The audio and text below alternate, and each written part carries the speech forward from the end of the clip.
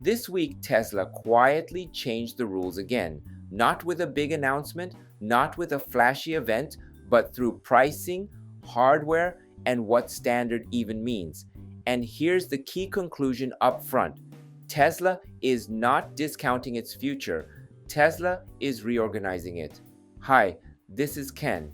If you're a Tesla investor or long-term believer, this video will help you understand what these changes really signal, why short-term reactions can be misleading, and how all of this fits into Tesla's longer-term AI and autonomy strategy.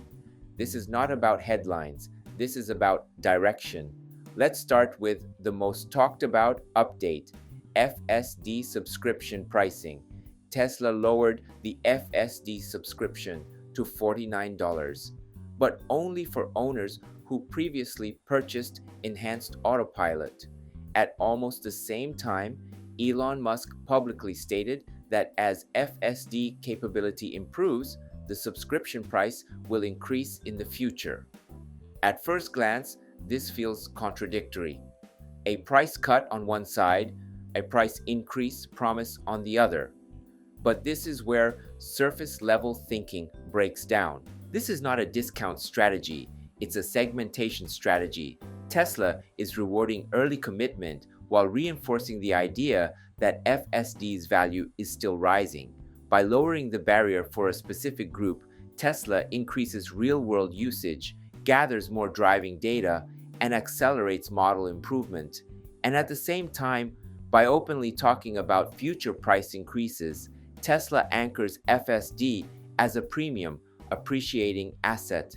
In other words, Tesla is not training the AI alone, it's training customer behavior. This move likely pushed some people to think, maybe I should buy FSD now before it gets more expensive. That tension is intentional, and this leads perfectly into the next update, which surprised a lot of people: Tesla removing autopilot as a standard feature on new vehicles.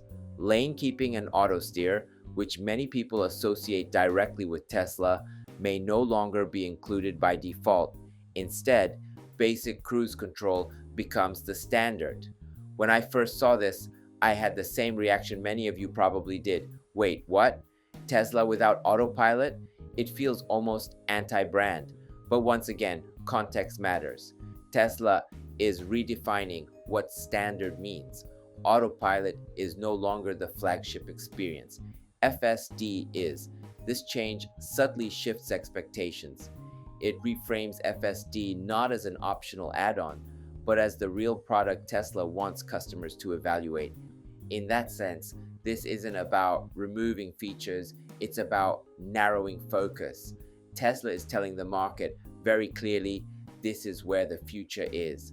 And while software strategy is evolving, hardware is quietly moving forward too. Reports are emerging that new Model Y vehicles are shipping with what many are calling Hardware 4.5 or AI 4.5.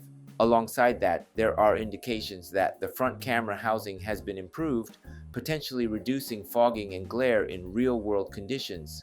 No announcement, no press release, just iteration. This is classic Tesla. What's interesting here is not just the upgrade itself, but the timing. Tesla didn't jump straight from AI 4 to AI 5.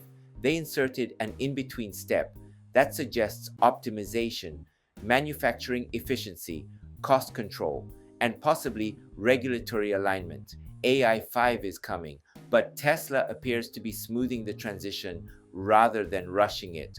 And that tells us a lot about how seriously Tesla is treating scale. Now let's shift from hardware and pricing to regulation, because this is where perception and reality often diverge the most.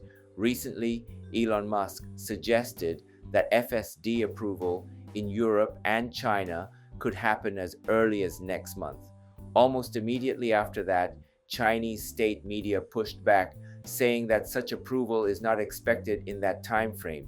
At first glance, this looks like a contradiction, optimism versus denial. But personally, this didn't surprise me at all. Technology timelines and regulatory timelines rarely move at the same speed. And in China especially, public messaging is tightly controlled. Silence or denial does not necessarily mean rejection. It often means preparation is still ongoing. China tends to confirm things only when execution is already locked in, not when discussions are still fluid. So when I see this kind of pushback, I don't immediately read it as bad news. I read it as unfinished business. What makes this timing interesting is the broader context. We've already seen reports suggesting that Robotaxi style services could begin in parts of China under controlled conditions. If FSD approval or limited deployment were to be confirmed officially, the market impact would be significant, not because of immediate revenue, but because it would validate Tesla's autonomy strategy at a global scale. That's why the next few weeks matter, especially as we move into February. And while autonomy discussions continue, Tesla is also expanding geographically in a very tangible way. Cybertruck deliveries have begun in parts of the Middle East, including the UAE. At the same time, US demand appears to be stabilizing. This isn't a problem, it's a transition. Cybertruck is not a mass market vehicle in the traditional sense, it's an identity product. In regions where design, presence, and differentiation matter, Cybertruck fits surprisingly well. We've already seen it launch in South Korea, now the Middle East. The next regions will likely follow the same logic. Tesla isn't just exporting vehicles, it's exporting a statement, and that matters more than quarterly delivery numbers. So, when we put all of this together, what do we actually see?